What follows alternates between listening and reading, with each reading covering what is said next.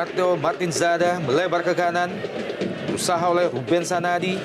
Kembali ke belakang. Usaha melepaskan umpan. Langsung ke kotak penalti. Dan wow! Gol!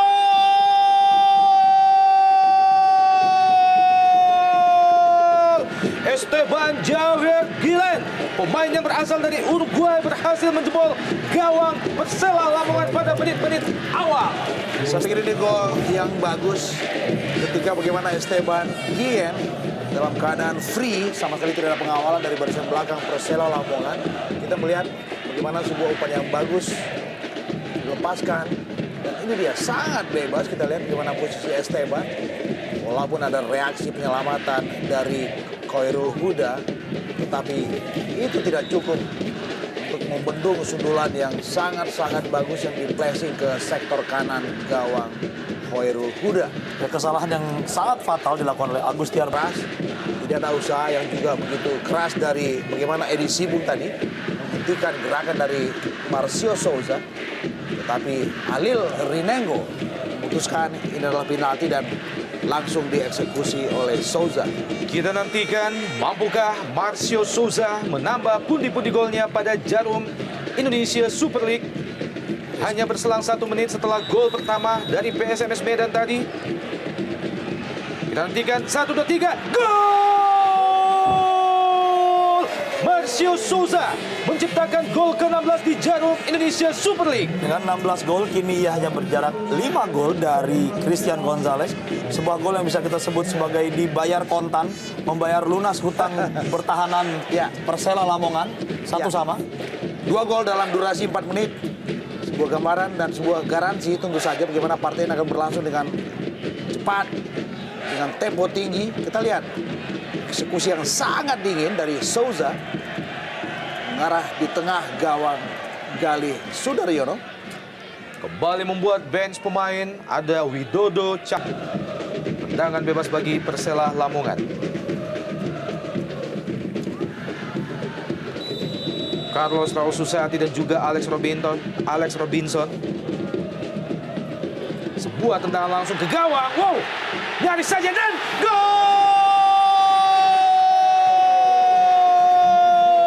Carlos Raul Susati kembali menjeblos gawang PSMS Medan. Kedua kalinya berubah menjadi 2-1.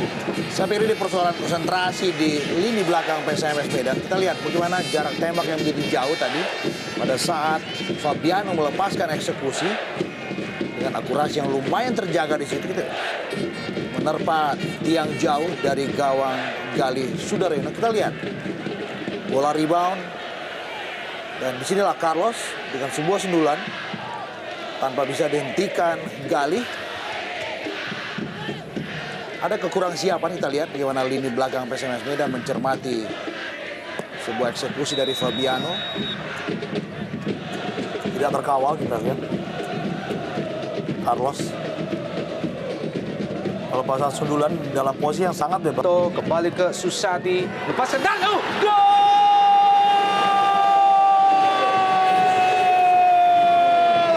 Zainal Arifin berubah kedudukan menjadi 3-1 melalui sebuah heading yang begitu cantik. Sebuah tindakan yang sangat baik, disambut umpan matang dari Carlos Susati, disambut oleh Zainal Arifin. Ya, yang pertama yang harus saya komentari adalah bagaimana selebrasi dari Zainal Arifin mencabut tiang sudut. Seharusnya dia adalah sebuah kartu kuning.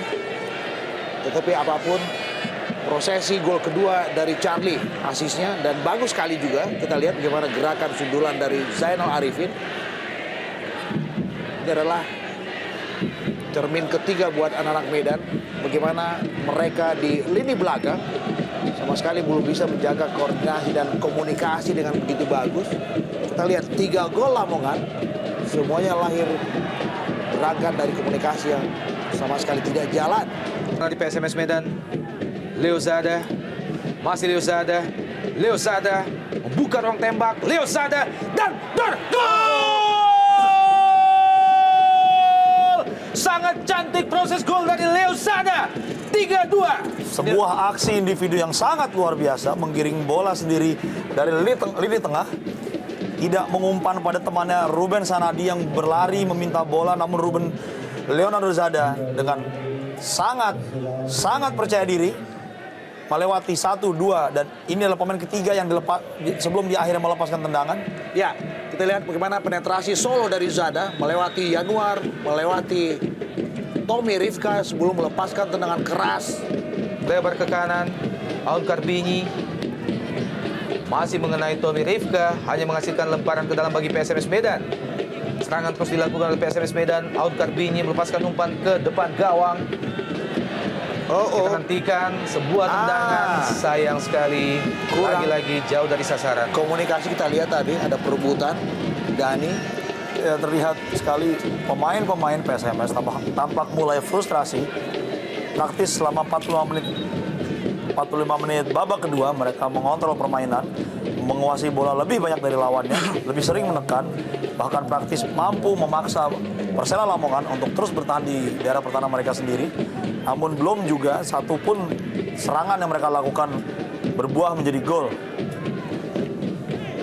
Tambahan waktu tersisa 2 menit dari waktu normal di babak kedua ini. 3-2 kedudukan sementara, 3 gol tercipta bagi Persela Lamongan oleh Marcio Souza dan juga Charlie Susati. Gol ketiga diciptakan oleh Zainal Arifin pada menit ke-35. Kembali serangan Persela Lamongan. Alex Robinson, gol! Gol Alex Robinson, sebuah penetrasi yang cukup baik diakhiri dengan gol keempat bagi Persela Lamongan. 4-2, sebuah serangan balik yang sangat baik. Dan situasi seperti ini sering terjadi pada tim yang terus menekan. Hanya ada 2 pilihan, mereka mampu mencetak gol atau justru sebaliknya, tim mereka kebobolan. Dan inilah yang terjadi pada Persela Lamongan. Alih-alih mereka mampu menyamakan kedudukan, tapi justru mereka kecolongan oleh gol keempat yang dicetak oleh Alex Robinson. kita melihat bagaimana anak-anak Medan yang keasikan menyerang untuk bisa menyeimbangkan kedudukan, malah dicolong dengan 1 gol yang bagus dari Alex Robinson sendirian. Bola pengawalan dari Edi Sibung dan bola dikolong. Ya, betul sekali Bung. Istilah umumnya dikolongin. Gol dari Alex Robinson, gol keempat dengan jumlah pemain hanya 10 pemain sejak menit ke-30 di babak pertama.